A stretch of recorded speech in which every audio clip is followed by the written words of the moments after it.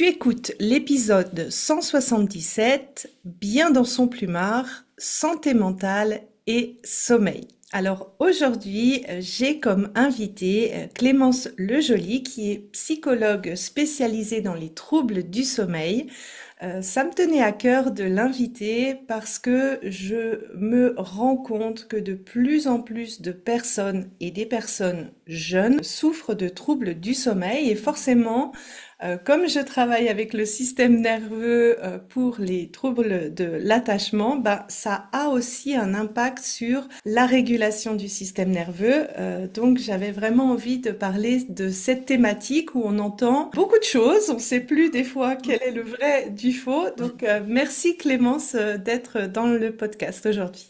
Bah, merci à toi, merci beaucoup pour ton invitation et j'ai vraiment hâte qu'on aborde, comme tu dis, cette thématique du sommeil qui touche à beaucoup de choses, hein, voilà, le système nerveux, un peu comme le système nerveux touche à beaucoup de choses aussi. Voilà, le corps humain et la santé mentale humaine est vaste et c'est un sujet passionnant. Donc voilà, ravie d'aborder ça par le bout du sommeil avec toi aujourd'hui. Oui, alors on va commencer par, comme j'ai dit tout à l'heure, offline, mettre l'église au milieu du village.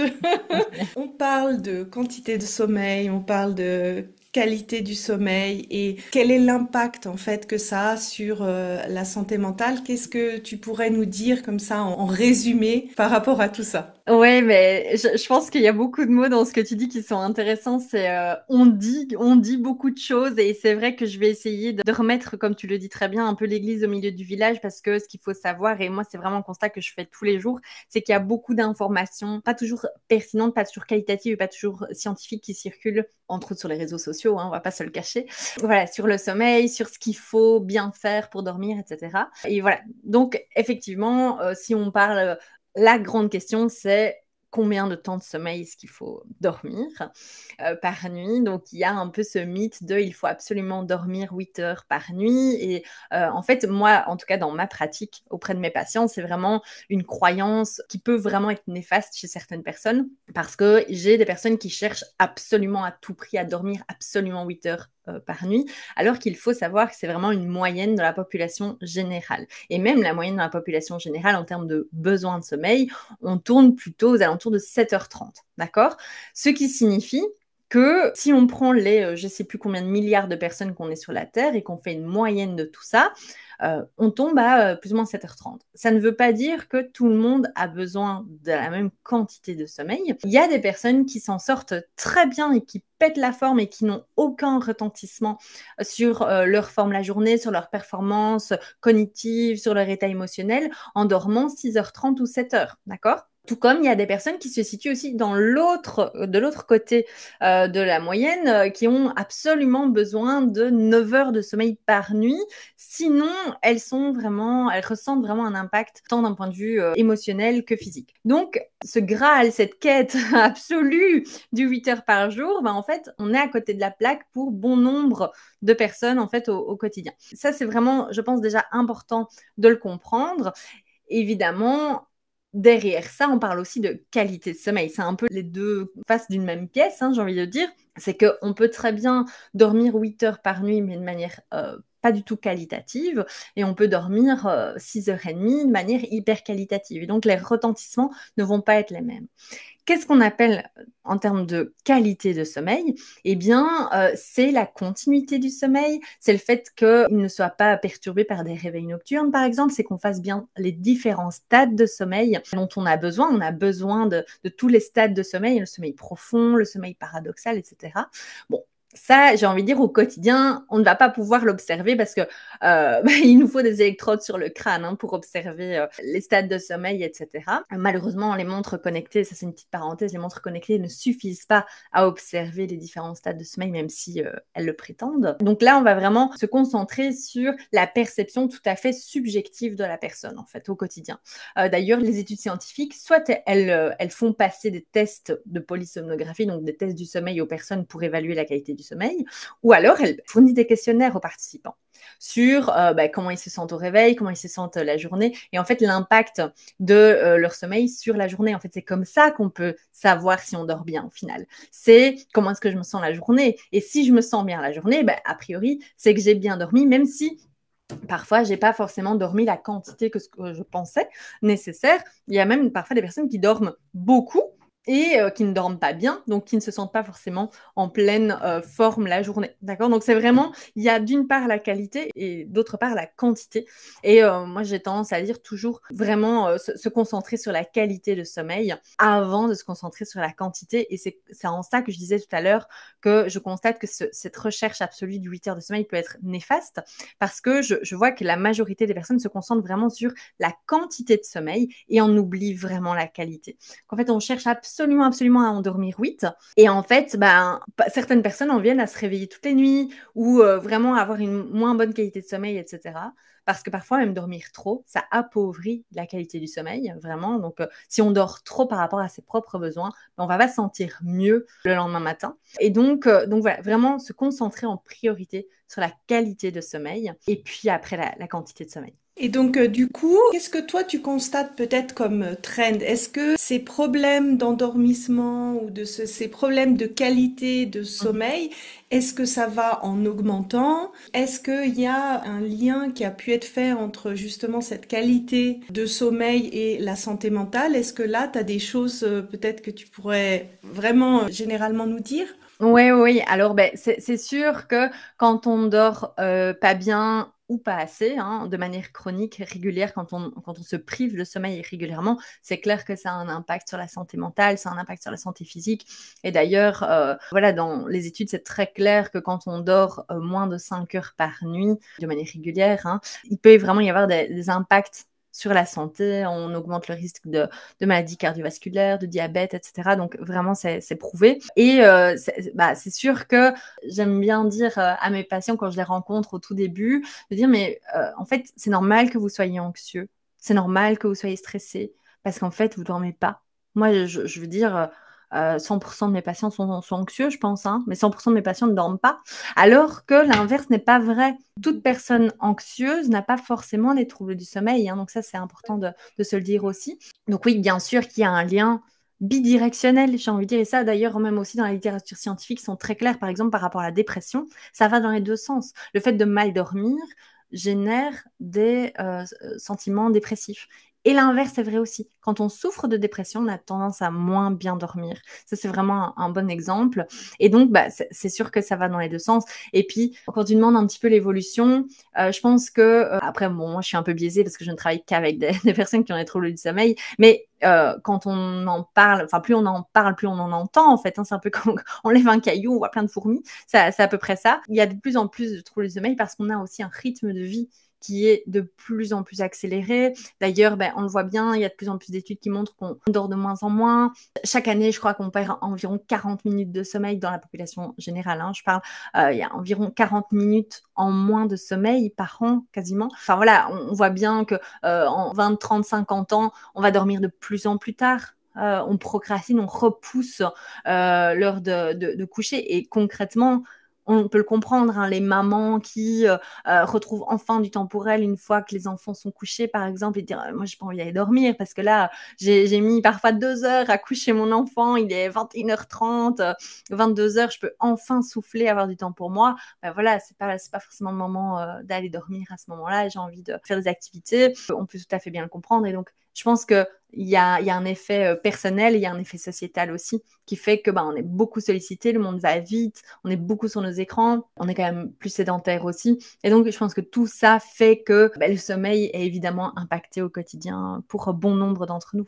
Oui, j'avais vu sur ton compte Instagram qui s'appelle Bien dans mon plumard, j'adore le nom à part ça. Merci. T'avais dit que 11% de la population souffre d'insomnie, c'est Ouais, une personne sur 10, ouais. énorme.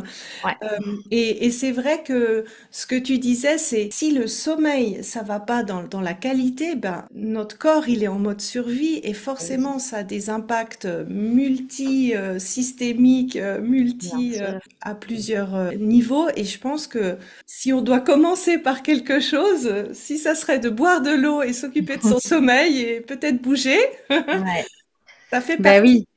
du trio, en fait, le plus important, en fait. C'est ça, c'est vraiment un des piliers de la santé, hein. C'est clair que le sommeil, au même titre, comme tu le dis très bien, que l'alimentation, l'hydratation, le mouvement, c'est difficile de juste se dire, bah en fait, je vais aller faire du sport, je vais aller courir, je vais aller marcher, mais je dors pas bien. Voilà, c'est sûr. Et je parle de 11% de la population qui ont des insomnies, donc c'est la définition même de l'insomnie, donc c'est soit des difficultés d'endormissement, soit des réveils nocturnes avec des répercussions en journée au moins minimum 3 fois par semaine depuis au moins 3 mois. Mais au-delà de ça, il y a une personne sur deux qui se plaint de son sommeil. Il y a une personne sur deux voilà, qui a quand même un impact en journée sur son énergie, sa productivité, sa fatigue, etc. Donc il y a vraiment énormément de plaintes de sommeil qui peuvent être effectivement multifactorielles. Qu'est-ce que, déjà peut-être si on peut citer, si tu devrais dire trois grosses problématiques, alors s'il y en a quatre, tu peux en dire quatre bien sûr, hein,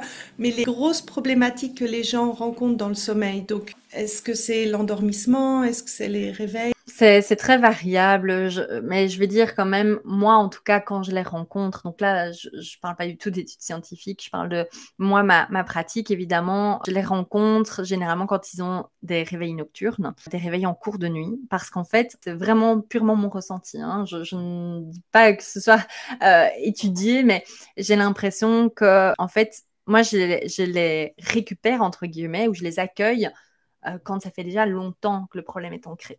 Autant quand on a, je sais pas moi, des maux de tête ou quand on a un rhume, on va facilement s'arrêter, prendre soin de soi, aller chez le médecin. Autant le sommeil, on va d'abord attendre 6 mois, 1 an et demi, 5 ans, 10 ans que ça se gangrène bien avant d'aller consulter. Et en fait, parfois, j'ai des personnes qui me disent, ah non, mais maintenant, enfin, avant, j'avais pas vraiment d'insomnie, j'avais juste des problèmes d'endormissement, quoi. C'est comme si les problèmes d'endormissement, c'était moins grave. Mais en fait, l'évolution, dans bon nombre de cas, c'est bah, pendant 3 ans, j'ai eu des difficultés d'endormissement. Et maintenant, ça me pose vraiment problème parce que je m'endors bien, mais je me réveille en plein milieu de la nuit. Et là, je turbine pendant 1 heure, 2 heures, 3 heures. Et ça, c'est vraiment très compliqué. J'ai l'impression comme si les personnes avaient, entre guillemets, plus de contrôle ou plus d'acceptation, plus de résilience, j'en sais rien, dans les difficultés d'endormissement. Mais par contre, quand ça commence à se réveiller pendant la nuit, à se retrouver seul face à soi-même, dans le noir et face à ses pensées, c'est beaucoup plus compliqué. Mais enfin voilà, donc je dirais pas qu'il y a plus l'un que l'autre. Je pense qu'il y a peut-être des temporalités différentes. Et ce que moi j'aborde peu sur mon compte Instagram parce que bah, c'est moins ma cible évidemment, mais il y a aussi, faut pas l'oublier, il y a des causes physiques hein, aussi aux troubles du sommeil. Donc voilà, on peut avoir des troubles du sommeil parce que bah, voilà, parce qu'on fait des apnées du sommeil par exemple, parce qu'on a une maladie du sommeil, parce qu'on fait des hypersomnies, par exemple, aussi, ça existe. Donc, il ne faut pas négliger aussi vraiment tout l'aspect physique, médical aussi, ou des troubles du sommeil liés à des maladies. Ça existe. Hein. Donc, si des personnes, je ne sais pas moi, malheureusement vivent un cancer ou des choses comme ça, ben voilà, ça peut arriver d'avoir des troubles du sommeil dans certains contextes, évidemment. Donc, la leçon de tout ça, c'est dès que vous avez des problèmes d'endormissement, n'attendez pas 3 ans. Ben oui, non, c'est ça. En fait, il faut jamais attendre. Et après, bon, je dis ça, mais je blâme pas les gens. Hein. Je sais pourquoi on ne va pas consulter.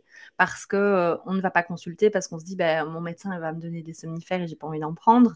Et il n'y a pas de connaissance d'autres stratégies, d'autres prises en charge que souffrir ou prendre des somnifères. Donc voilà, c'est pour ça que je dis souvent qu'il y a une méconnaissance des aides ou des mécanismes. Mais le résultat de ça, c'est que ben, quand je dis qu'on attend parfois 300, 50, 10 ans, parfois 20 ans, le problème de sommeil devient un problème à part entière.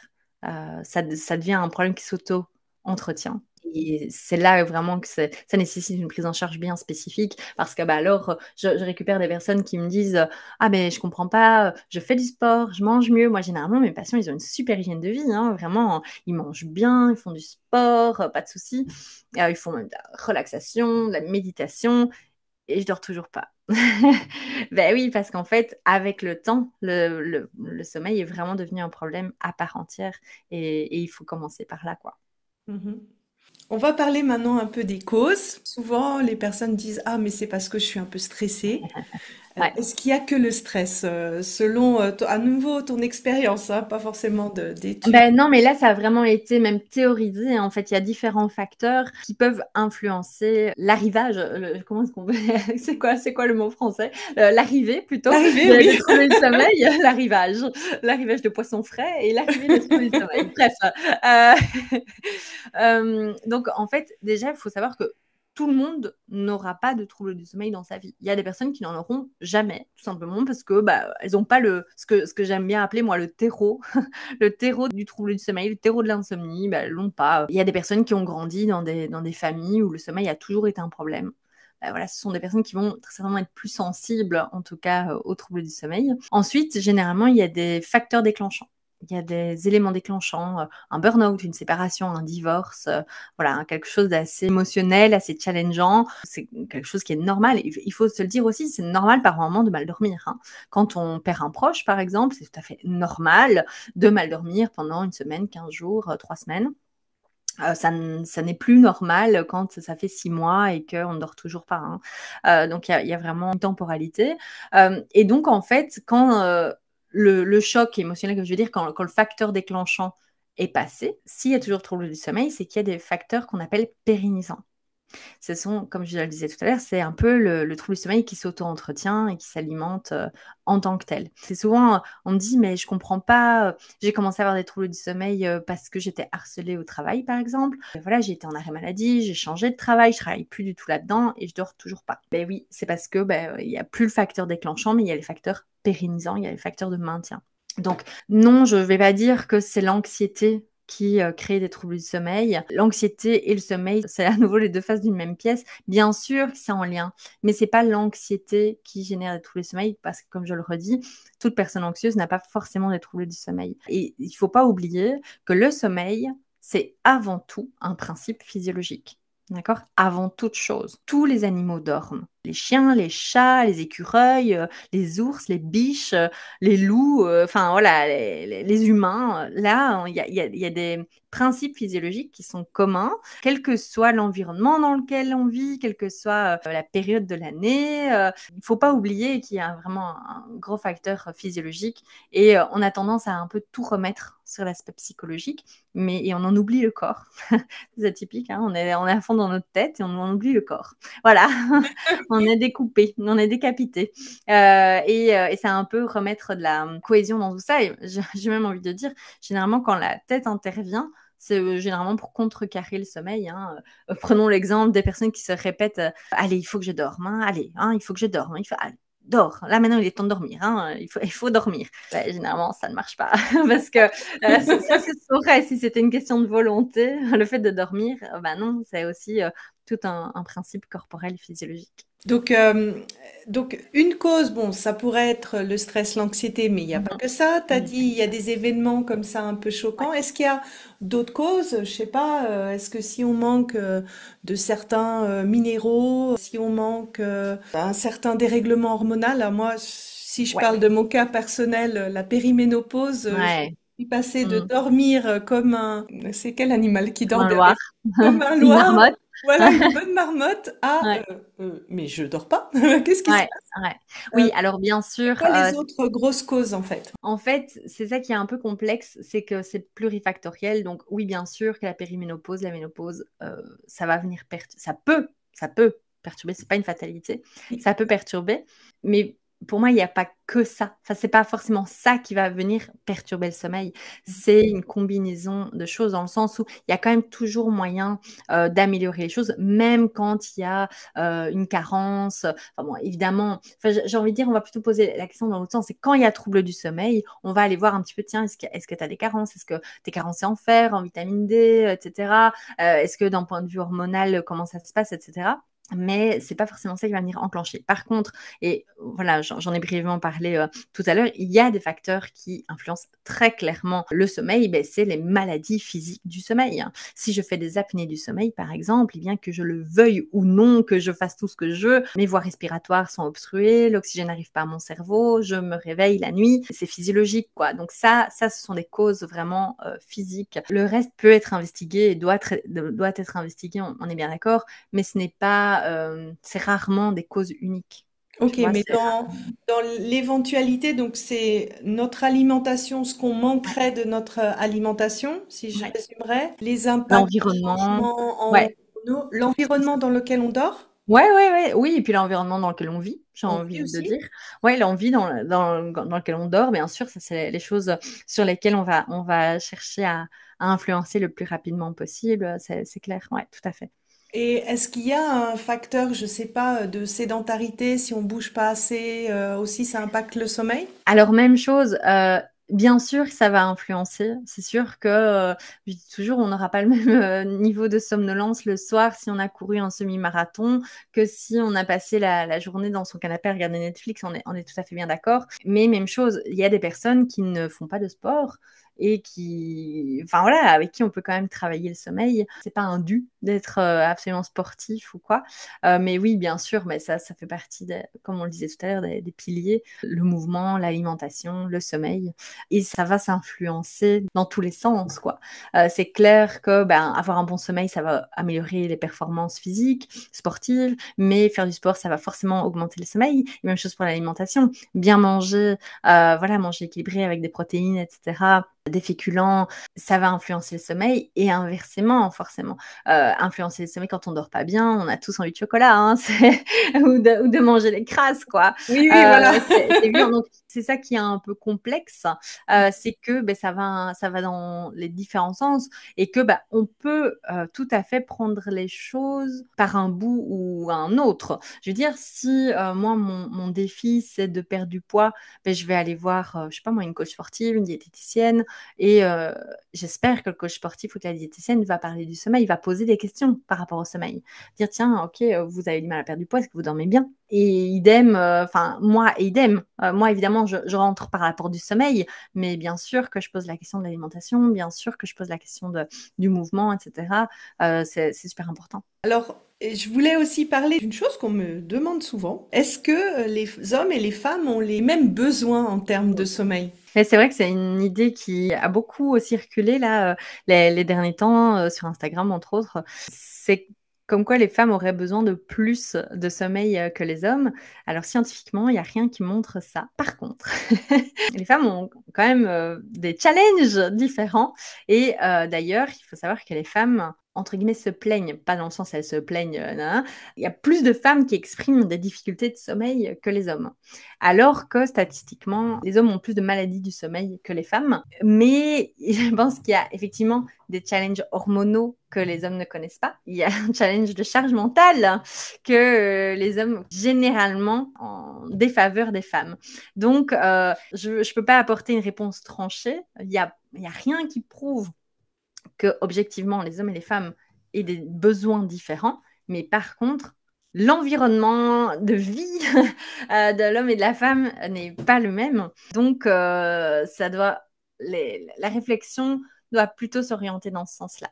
Qu'est-ce qui fait que la femme aurait besoin de plus de sommeil? Mais peut-être qu'elle est plus stimulée en journée, qu'elle a plus de choses entre guillemets, à gérer le week-end, en journée, pardon, que l'homme. Et là, on rentre dans les hypothèses, on part dans les interprétations et on part dans enfin, voilà, dans du multifactoriel, quoi. Et puis, bah, c'est sûr que la charge mentale de la journée peut aussi être la to-do list qu'on se fait la nuit en Évidemment. revue, et puis ça Mais peut bien arriver. sûr, clairement. Et d'ailleurs, il y a beaucoup de femmes qui disent, mais j'envie mon mari, lui, il pose la tête sur l'oreiller, il s'endort dans les 3 secondes, et moi, j'ai le petit moulin qui s'enclenche là. C'est extrêmement frustrant. Et voilà. Et en plus de ça, comme je le disais, objectivement, il y a plus d'hommes qui ont des maladies du sommeil que les femmes, donc ça veut dire, mine de rien, qu'il y a plus d'hommes qui ronflent que Mhm. les femmes.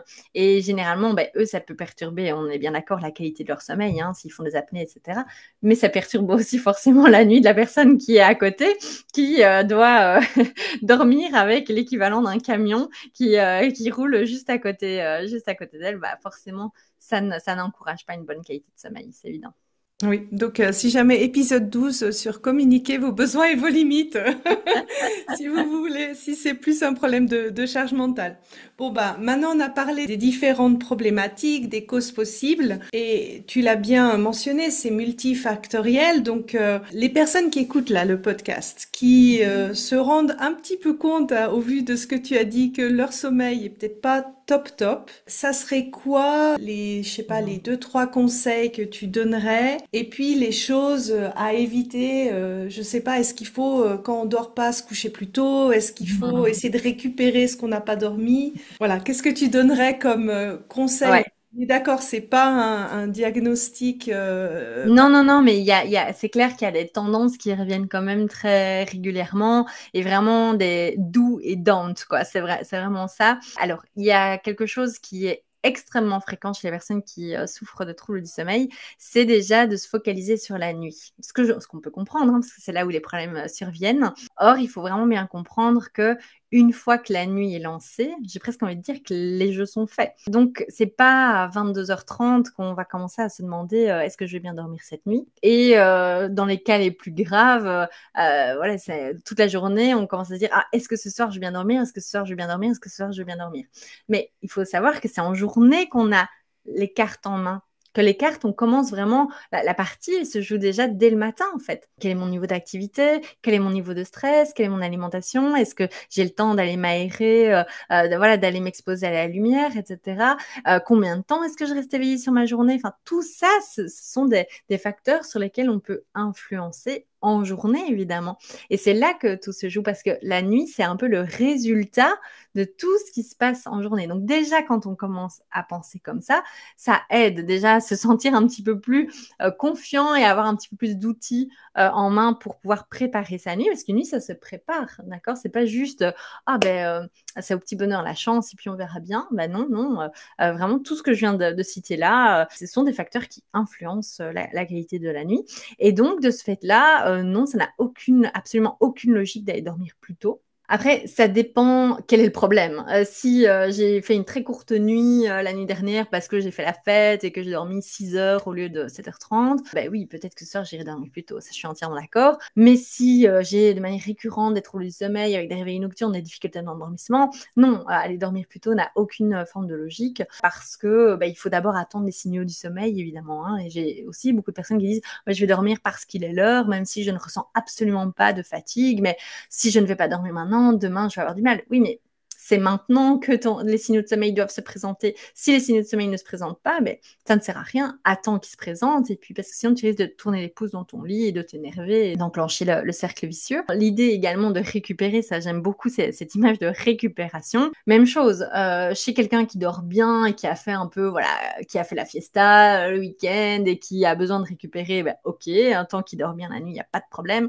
Par contre, même chose, hein, c'est auprès des personnes qui ont des difficultés récurrentes de sommeil, on va éviter cette notion de récupération, puisque comme je viens de l'expliquer, c'est ma journée d'aujourd'hui que je suis en train de vivre à l'instant même qui va préparer ma nuit suivante. Donc en fait, si je récupère maintenant, forcément, oui, ok, je vais peut-être me sentir un petit peu mieux du fait de ma dette de sommeil de la nuit dernière, mais surtout, je vais déjà entacher ma nuit suivante. Et c'est ça qu'on essaye de contrer, évidemment. Donc, voilà, c'est vrai que quand on a des réveils nocturnes, une des premières choses à éviter, c'est de faire des siestes pour ne pas venir appauvrir la qualité du sommeil, puisque je le répète, c'est d'abord la qualité de sommeil qui prime avant la quantité. Donc, d'abord dormir de manière continue avant de chercher à dormir beaucoup.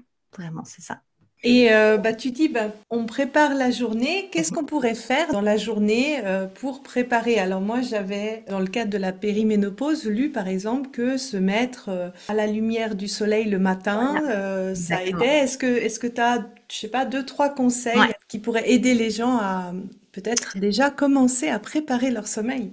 Ouais, voilà, un peu en repartant effectivement de cette idée de trois axes, alimentation, mouvement et sommeil, on peut déjà agir sur ces trois-là. Bah, déjà, par rapport au sommeil, trois astuces vraiment clés. C'est déjà, si on veut avoir une prédictibilité sur la nuit suivante, eh bien, la première information pertinente, c'est l'heure du lever. Si je veux aller me coucher tous les jours plus ou moins à la même heure, eh bien, je vous conseille de vous lever déjà à la même heure parce que c'est le top départ des informations qu'on va accumuler dans la journée. D'accord? Donc, c'est vraiment l'heure de lever. En tout cas, en tenir compte de l'heure de lever. Effectivement, je suis tout à fait d'accord avec ça, s'exposer à la lumière le matin. Enfin, c'est pas que je suis d'accord ou pas, c'est que c'est physiologique en fait. Et la même chose, c'est super intéressant. Qu'on le veuille ou non, qu'on soit stressé ou pas, qu'on soit tout ce qu'on veut ou pas, si on s'expose à la lumière, c'est en dehors de notre contrôle, on sécrète des hormones, la sérotonine en journée qui se transforme en mélatonine le soir. Donc, c'est bingo, quoi. C'est vraiment, ça, c'est un quick win, ça ne coûte rien. Si on peut déjà s'exposer à la lumière le matin, environ 20 à 30 minutes, c'est top. Si on n'a pas de lumière et qu'on vit en Belgique comme moi, on achète une lumière de luminothérapie, ça fait tout à fait le job. Ça, c'est une première chose. Et puis, troisième conseil pour le sommeil, au même titre que l'heure de lever, ça va être l'heure de coucher. Effectivement, on l'a dit, pas aller dormir trop tôt et vraiment attendre les signaux de sommeil. Je le rappelle, mais c'est vraiment important. Par rapport au mouvement, ça va être quelque chose qui va améliorer et apporter également de la prédictibilité par rapport au sommeil. C'est le fait de bouger. Alors, on ne parle pas d'aller faire du sport tous les jours, mais le fait de se mettre en mouvement, d'aller marcher, voilà, ça c'est déjà énorme et ça augmente la qualité du sommeil. Vraiment, le fait de faire du sport, de faire de l'activité physique, ça augmente la qualité du sommeil. Donc, c'est super important. Et l'alimentation, évidemment. Le fait de manger, ça peut paraître tout bête, mais le fait de manger, donc pour le sommeil, le jeûne intermittent, on oublie parce que on a des synchroniseurs dans le système digestif qui nous permettent de comprendre notre horloge biologique, qu'on est éveillé le jour et qu'on dort la nuit. Donc, voilà, on déjeune le matin, on mange à midi, un petit goûter si on veut, et on mange le soir avec des protéines, le matin, le midi majoritairement, privilégier les protéines végétales le soir, voilà, et quand même manger des glucides, voilà, manger des féculents le soir, s'il vous plaît, même quand on essaye de faire régime, c'est important de manger des féculents le soir, voilà, des choses comme ça, c'est, entre guillemets, ce sont des petites choses qui jouent sur chacun des axes, qui sont vraiment fondamentaux et qui sont des game changers pour le sommeil, quoi. Ouais, bah merci parce que c'est vrai que des fois on oublie qu'on est un être chimique et que Ouais, quand on mange, quand on bouge, quand on s'expose au soleil, ça génère tout un tas de réactions chimiques ouais, dans notre corps ouais. qui nous préparent. Pour les personnes qui sont en mode to-do list charge mentale, il y a l'épisode sur se reconnecter au corps, c'est l'épisode 58. Je les invite à aller voir un peu qu'est-ce qui se passe à l'intérieur, qu'est-ce qui se passe dans cette boîte avec quel est le niveau des pensées. Est-ce que là, tu as aussi une recommandation? Oui, c'est sûr. Moi, je partage tout à fait. C'est quelque chose que j'échange beaucoup avec mes patients aussi. C'est dans l'accueil des émotions, l'accueil de ce qui est, comme tension, comme type de pensée, etc. Faites-le le jour, s'il vous plaît. Prenez le temps en journée d'accueillir ce qui est. On n'a pas toujours le contrôle. Je parle pas de gérer ses émotions, mais déjà mettre la lumière sur ce qui est, faire le point, parce qu'en fait. Si on a tendance à planquer sous le tapis, à faire l'autruche et à dire non, non, ça va, je gère, tout va bien, il y a un moment très propice pour faire rebondir et revenir les émotions. C'est en plein milieu de la nuit quand on est toute seule dans le noir. Et là, on n'a pas d'échappatoire, malheureusement. Donc, généralement, moi, c'est vraiment une phrase que je répète non-stop. Ce qui est là pendant la nuit, c'était déjà là le jour. Si vous avez oublié d'envoyer un mail, si vous avez oublié de noter quelque chose sur votre to-do list et que vous en rappelez à 2 heures du matin, c'était déjà là à 20 heures. Donc, prenez le temps à 20 heures ou à 16 heures ou n'importe quand de faire de la place et d'écrire ou voilà, tout ce que vous voulez sur comment vous vous sentez, qu'est-ce qui se passe en vous, quels sont vos challenges, quels sont vos défis. Ça vous évitera de voir popper ça en plein milieu de la nuit. Oui, et puis respirer aussi un peu de temps en temps, Oui, ça aide aussi. clairement. Tout à fait. Régulez-vous. À partir de quand tu dirais, est-ce que qu'une personne doit venir consulter pour son sommeil? Alors, moi, j'ai tendance à dire quand ça commence à faire souffrir. Voilà. Généralement, comme je le dis, moi, la majorité des personnes que j'accompagne, ça fait des années qu'elles ne dorment pas bien. Évidemment, je conseille pas d'attendre aussi longtemps. Parfois, j'ai des personnes qui viennent très vite. Ah ben tiens, ça fait 3 mois que je dors pas. C'est bien aussi. Enfin, moi, je trouve ça vraiment bien. Au niveau des critères, si on, enfin voilà, on a des critères en tout cas dans l'accompagnement. Voilà, comme je le disais, c'est soit des difficultés d'endormissement, soit des réveils nocturnes Et on commence à parler de troubles chroniques à partir de 3 mois. Donc, il faut savoir, hein, et je suis quasiment certaine que la majorité des personnes qui vont nous écouter vont se dire, oh, mais moi, ça fait bien plus que 3 mois. Mais oui, parce que 3 mois, ça passe vite, hein. Et avant 3 mois, on est dans ce qu'on appelle une insomnie aiguë. Donc, comme j'en parlais tout à l'heure, ça peut être lié à un événement, etc. Ça peut rentrer dans l'ordre tout seul.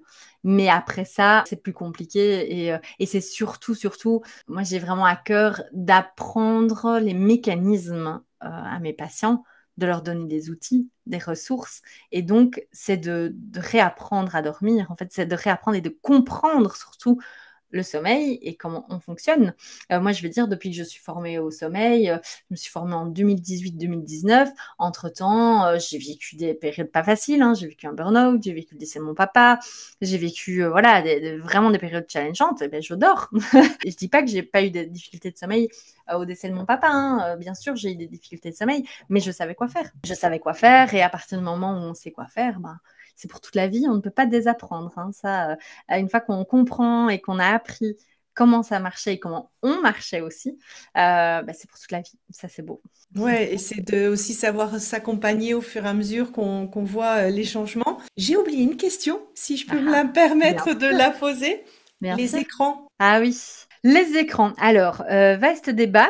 Alors, les écrans, même chose, il y a un côté physiologique puis un côté psychologique. Le côté physiologique, bien sûr que les écrans, surtout smartphones, tablettes et ordinateurs, ça sécrète de la lumière bleue. Et donc, ça bloque la mélatonine. Ok. C'est physique, c'est physiologique, c'est comme ça. Par contre, ça bloque, ça ne supprime pas. Il y a une étude qui a été faite déjà il y a quelques années, de manière tout à fait tortionnaire, réveiller des personnes toutes les heures, je crois, en les exposant à la lumière bleue et puis en coupant les écrans. Et on voyait très bien que la mélatonine se resécrète. D'accord. Donc ça, c'est super important parce qu'on a tendance à se suppléer tout le temps. Enfin là, ça pop de partout, hein, les gummies, les sprays, les machins, les comprimés. On n'a pas besoin, dans 95% des cas, on n'a pas besoin de se suppléer en mélatonine. Bref, donc ça, voilà, ok, elle se bloque et elle se resécrète après. Donc j'ai envie de dire, à partir du moment où on éteint l'écran 20 minutes, 30 minutes avant d'aller dormir, c'est possible qu'il n'y ait pas d'effet. Néanmoins, ça dépend ce que l'on fait sur notre écran. Si je suis en train de scroller et de m'activer dans mon lit sur Instagram, etc., il y a l'action. En fait, voilà, ça nous libère des hormones de plaisir, des hormones de dopamine, etc. À ce moment-là, c'est pas le moment, c'est pas le lieu. Si en parallèle de ça, je suis en train de scroller, en plus de ça, je reçois des notifications d'un mail de mon chef, par exemple, je reçois mes mails du boulot sur mon truc, c'est pas le lieu, c'est pas le bon moment. Donc en fait, il y a l'écran et puis il y a ce qu'on en fait. Il y a ce que l'on fait sur l'écran. Si je travaille en train de, enfin je sais pas, si je suis en train de rédiger ou je suis dans un processus créatif en train d'imaginer plein de trucs jusque 11h moins 3 et puis que j'espère dormir à 11h, c'est utopique, hein.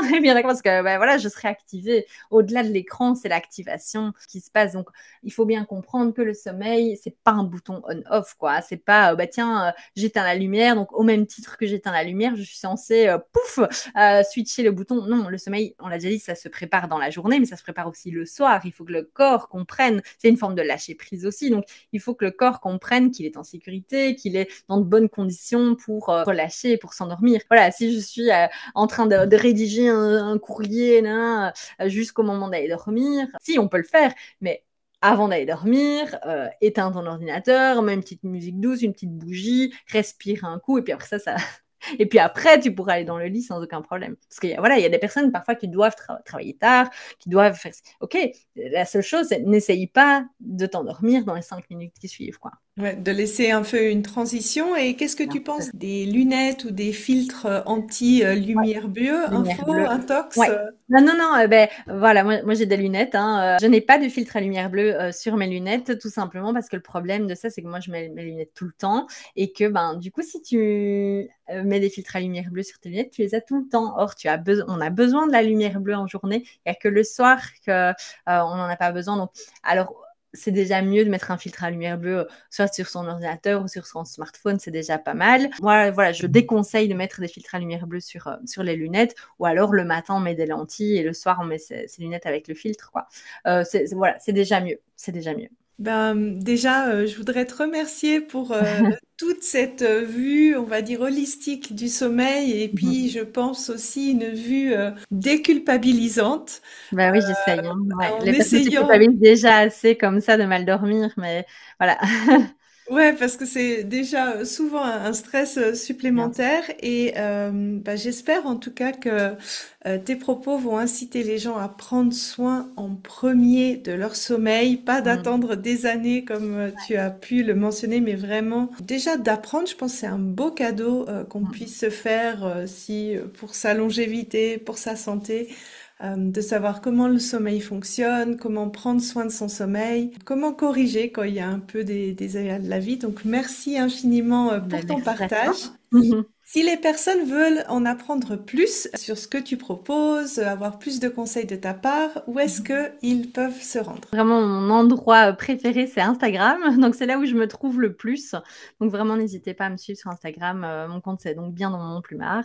Je suis de plus en plus active sur LinkedIn aussi. Mais voilà, en tout cas, si on veut me suivre plus quotidiennement et avoir plus d'informations, c'est sur Instagram. Donc voilà, ben, écrivez-nous en commentaire quand l'épisode sort ce que vous avez retenu de cet épisode. Ça nous ferait plaisir d'avoir vos retours. Et si vous avez encore des questions, n'hésitez pas à les poser. Je taguerai Clémence sur Instagram notamment. Au revoir. Merci.